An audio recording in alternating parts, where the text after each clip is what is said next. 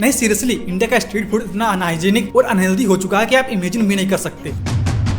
जितने कि उसने कचौड़ी नहीं खाई, उससे ज्यादा वो डॉक्टर को दे आया। ये बंदा गोलगप्पे के पानी में यूरिन मिला रहा था और तुम इतने बड़े रिस्क को अंडर एस्टिमेट कर देते हो। सीरियसली वो घर आने के बाद तीनों बीमार पड़ जाते हैं। उन तीनों को हॉस्पिटलाइज किया गया, जिसमें से औरत की डेथ हो गई। लेकिन उनका क्या किया जाए जो इंडिया की गली गली में फूड साइंटिस्ट बने घूम रहे हैं, एक से एक एक्सपेरिमेंट करके स्ट्रीट फूड की ऐसी चड्डी उतार रहे हैं पूछो हम। रात के 3 बजे रामकृष्णा और विजय को पेट दर्द और वोमिटिंग होने लगी, तब उनको येलोरू हॉस्पिटल ले जा रहे थे, लेकिन बीच रास्ते में ही उन दोनों की मौत हो गई। लॉन्ग टर्म में आपके लिए ऐसी ऐसी बीमारियां बना देगा कि आपकी हेल्थ, वेल्थ, टाइम तीनों के परखच्चे उड़ा देगा। अगर आपको लगता है सिर्फ मोमोज ये अनहेल्दी है, बाकी तो खा ही सकते हैं। तुम किस दुनिया में जी रहे हो भाई। सोचो आपको वो खाना खिलाया जाए जिससे आपको पता हो कि वो अनहेल्दी, अनहाइजीनिक और अनसेफ है, तो क्या आप उसे खाओगे? ये ठूसते हैं पूछो इनसे। हाँ रियली? फिर तो तुम्हारी यमराज एक्सप्रेस की विंडो सीट बुक है। ये देखो, अरे ये नहीं, ये देखो। अरे रेटर क्या दिखा रहे हो? अच्छी वाली वीडियो दिखाओ।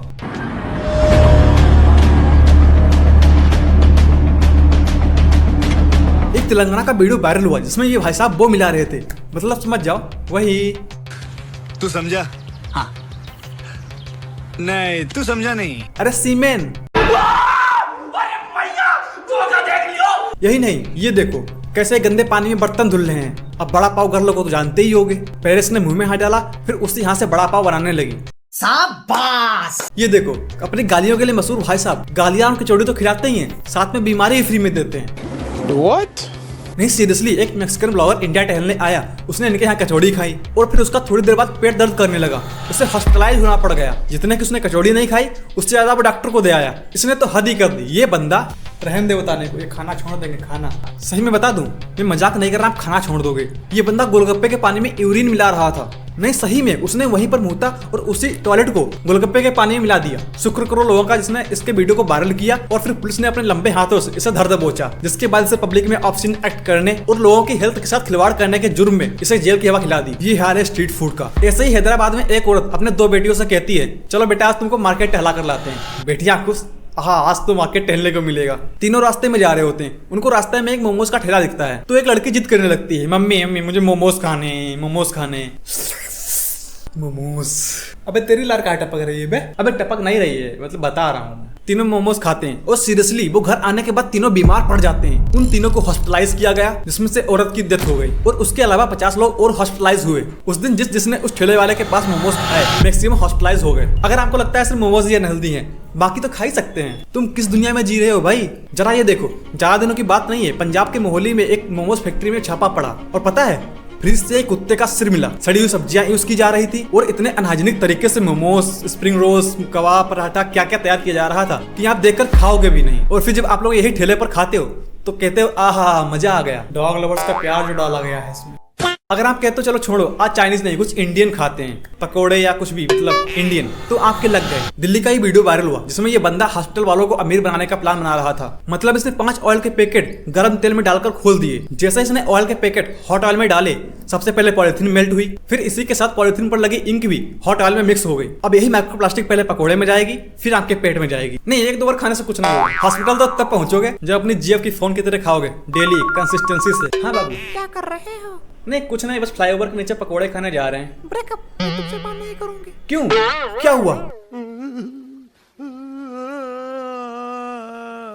नहीं सीरियसली, इंडिया का स्ट्रीट फूड इतना अनहाइजीनिक और अनहेल्दी हो चुका है कि आप इमेजिन भी नहीं कर सकते। ऐसे ऐसे केमिकल्स गोलगप्पे के पानी में, मोमोज में, चाउमीन में मिलाए जा रहे हैं कि इसे खाने से लोगों की मौतें तक हो रही हैं। आपको आगे बताएंगे कि गोलगप्पे के पानी में ऐसा क्या क्या मिलाया जा रहा है।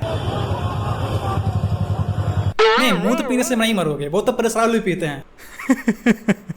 WHO की रिपोर्ट के मुताबिक 10 में से 1 बंदा कंटेमिनेटेड फूड खाने की वजह से बीमार पड़ जाता है। दुनिया भर में हर साल 4,20,000 लोग कंटेमिनेटेड फूड खाने की वजह से यमराज के पास पहुंच जाते हैं। कंटेमिनेटेड फूड वो होता है जिसमें harmful substance, bacteria, virus, fungi, algae, metal, बाल, पैरासाइट्स, पेस्टिसाइड्स या फिर कुछ ऐसा जिसे खाने से हमारी बॉडी की एल लग जाए। तो इसे चेक करने के लिए BBC वालों ने कहा तो फिर चलो चेक कर ही लेते हैं कि स्ट्रीट फूड खाने से किसकी लंका लगती है। तो बीबीसी वालों ने एक एक्सपेरिमेंट किया जिसमें दो जुड़वा बहनों को एमी और नैन्सी को लिया गया। दोनों का हेल्थ चेकअप कराया गया, blood test, lipid profile test, blood sugar test, 3 test कराए गए ये देखने के लिए कि दोनों की हेल्थ प्रोफाइल सेम है या नहीं। एक्सपेरिमेंट कंडक्ट किया गया। उसके बाद एमी को सिर्फ स्ट्रीट फूड यानी कहे तो जंक फूड खाने के लिए कहा गया और नैन्सी को हेल्दी फूड जैसे घर का खाना हुआ और फल खाने के लिए कहा गया। फिर नेक्स्ट 14 दिनों तक वही हुआ। एमी ने दबा दबा कर जंक फूड खाया यहाँ तक भर भर कर। नैन्सी ने हेल्दी फूड खाया और जब एक्सपेरिमेंट खत्म हुआ दोनों का हेल्थ चेकअप कराया गया जिसमें नैन्सी की रिपोर्ट तो सब सेम ही थी जो शुरुआत में थी, लेकिन एमी की रिपोर्ट काफी शॉकिंग थी। उसका ब्लड फेट, लिपिड प्रोफाइल और ब्लड शुगर लेवल काफी बढ़ चुका था। इसके अलावा एमी जंक फूड खा खा कर यूं मोटी होती जा रही थी। सिर्फ 14 दिनों के अंदर उसका वेट सन्नी देओल के हाथ से भी ज्यादा वजन हो गया था। और जब ये 2.5 किलो का हाथ किसी पर पड़ता है ना तो आदमी उठता नहीं, उठ जाता है। अब जरा तुम इस बात को समझो कि स्ट्रीट फूड आज से नहीं खाया जा रहा। हमारे दादा बाबा के जमाने में उनका फेवरेट स्ट्रीट फूड भेलपुरी, नमकीन, भुंजिया हुआ करती थी। हम लोगों के पापा के जमाने में उनका फेवरेट स्ट्रीट फूड समोसा, कचौरी हुआ करती थी।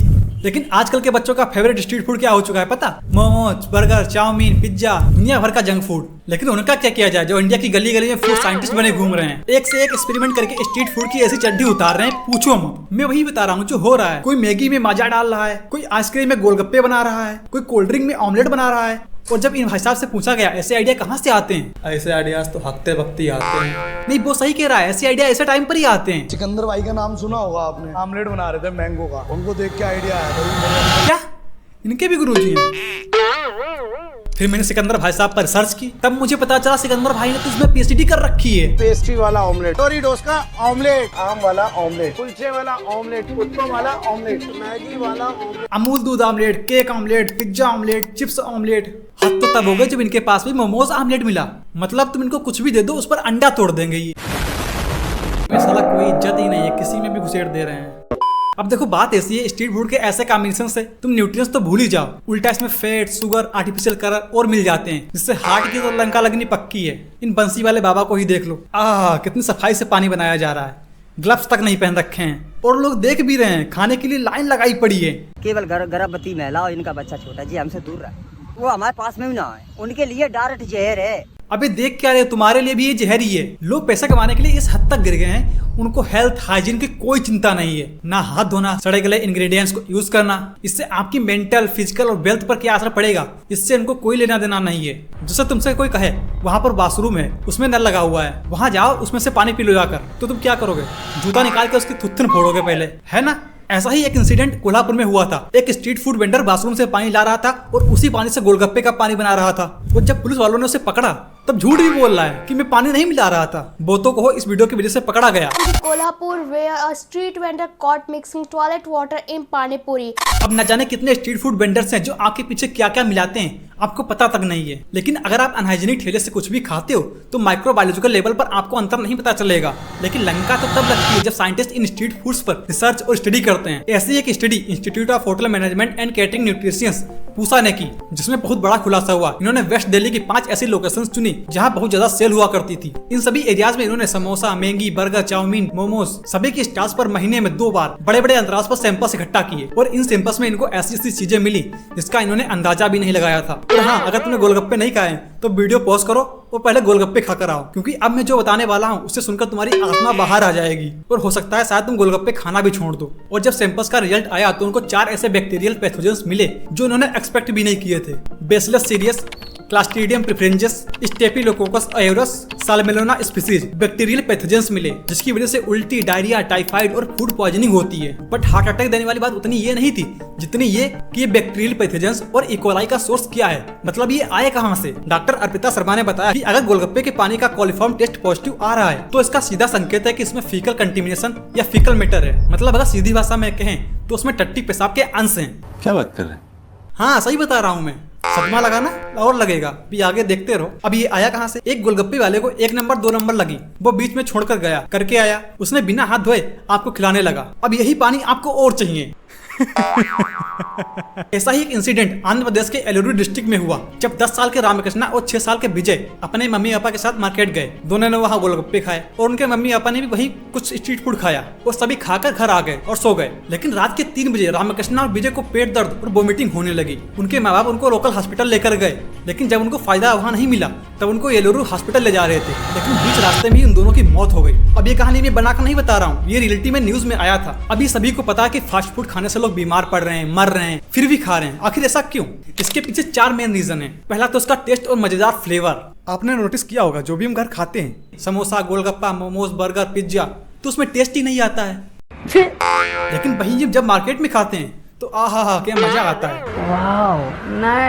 पता है ऐसा क्यों? अजीनोमोटो की वजह से। वैसे तो ये एक ब्रांड नेम है, लेकिन इसका एक्चुअल नेम है MSG, मोनोसोडियम ग्लूटामेट, जो instant noodle, chips, frozen food, processed snacks में मिलाया जाता है। ये ऐसा पाउडर है जो सस्ता मिलता है और टेस्ट को इनहेंस करता है। आपको हर ठेला वाला और रेस्टोरेंट यूज करते मिल जाएगा। इसे लिमिट में यूज करना सेफ है, लेकिन अगर लिमिट से ज्यादा यूज किया तो ये तुम्हारी हेल्थ की वाट लगा सकता है। ठीक चाय में चीनी की तरह है, कम हो गई तो मजा नहीं आएगा और ज्यादा हो गई तो शुगर का मरीज बना देगा, जो over eating, weight gain, health issue को ट्रिगर करता है। और इसी MSG की वजह से 2015 में मैगी की लंका लग गई थी, जब उत्तर प्रदेश के फूड सेफ्टी और ड्रग एडमिनिस्ट्रेशन UPFDA के टेस्ट में मैगी में ज्यादा लेड और MSG पाया गया, जिसे बाद में FSSAI ने भी टेस्ट किया और 3 मेजर प्रॉब्लम्स मिली, जिसके बाद कंट्रोवर्सी इतनी बढ़ गई कि मैगी को अपने सारे वेरिएंट्स वापस लेने पड़ गए और पूरी इंडिया में मैगी के प्रोडक्शन और सेल को 5 महीने के लिए रोक दिया गया। आगे मैं आपको बताऊंगा कि FSSAI के साथ दिक्कत क्या है, इसको इतना आलस क्यों आता है फूड चेक करने में। दूसरा है सस्ता और एक्सेसिबल। स्ट्रीट फूड चीप होता है, आसानी से मिल जाता है। एक स्टूडेंट और वेज वर्कर के लिए 30-50 रुपए में पेट भरना बहुत आसान है,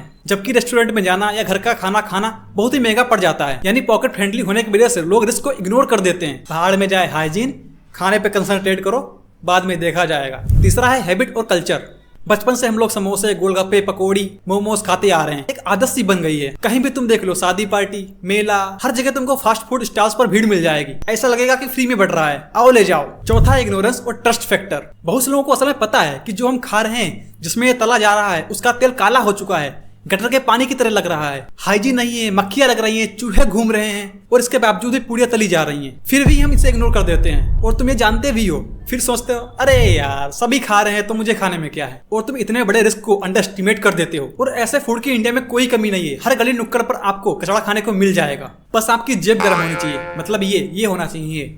गांधी जी। कई ऐसे हार्मफुल इंग्रेडिएंट्स एडल्टरेटेड फूड में मिले होते हैं, लेकिन एड्स में ब्रांड्स ऐसे प्रोडक्ट को मार्केट करते हैं जैसे इनके प्रोडक्ट बहुत ही न्यूट्रिएंट्स से भरे और हेल्दी हैं। Added sugar, palm oil, emulsifier, colouring agent, artificial flavours, ये चीजें आपको मैक्सिमम प्रोडक्ट के पीछे मिल जाएंगी। अब तुम्हारी फेवरेट फंटा कोई ले लो, ये है इंडिया में बिकने वाली फेंटा, ये है यूरोप में बिकने वाली फेंटा। दोनों में उतना ही अंतर है जितना तुम अपनी फीमेल फ्रेंड और गर्लफ्रेंड में अंतर रखते हो। जरा दोनों के कलर्स को तो देखो, 19-20 का ही तो फर्क है।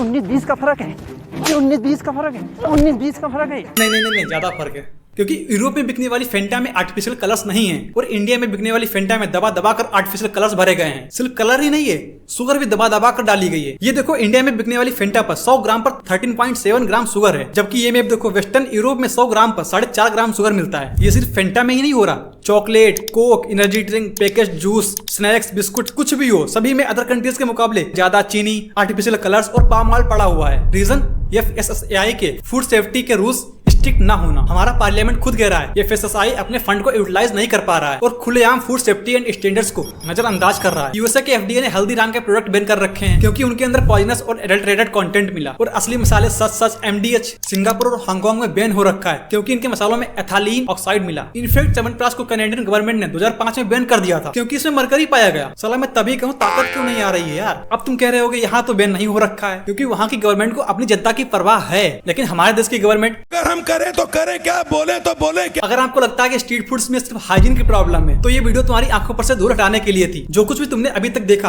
हार्मफुल बैक्टीरियाज, गंदा पानी, खुलेआम हो रही दरिंदगी और फूड पॉइजनिंग, ये सभी एक हेल्थ क्राइसिस का हिस्सा है। एक गोलगप्पा खाना या मोमोज खाना इतना डेंजरस हो सकता है कि तुम्हारी लाइफ के एल लग जाएं। तो हाँ बिल्कुल, और सिर्फ एक नहीं, हर साल लाखों लोग बीमार पड़ते हैं सिर्फ इसी वजह से। इसीलिए मेरा ओपिनियन तो यही है, स्ट्रीट फूड खाने के लिए अपनी जुबान पर कंट्रोल रखो, जितना हो सके स्ट्रीट फूड खाना कम करो, क्योंकि इसका इम्पैक्ट स्मॉल स्केल पर तो नहीं पता चलेगा, लेकिन लॉन्ग टर्म में आपके लिए ऐसी ऐसी बीमारियां बना देगा कि आपकी हेल्थ, वेल्थ, टाइम तीनों के परखच्चे उड़ा देगा। डॉक्टर्स अमीर बनेंगे, तुम कंगाल हो जाओगे। और अगर आपको ये वीडियो पसंद आया तो नॉर्थ कोरिया में एक भुखमरी ने कैसे लाखों लोगों को मच्छर की तरह मार दिया, यहाँ पर क्लिक करके देखो।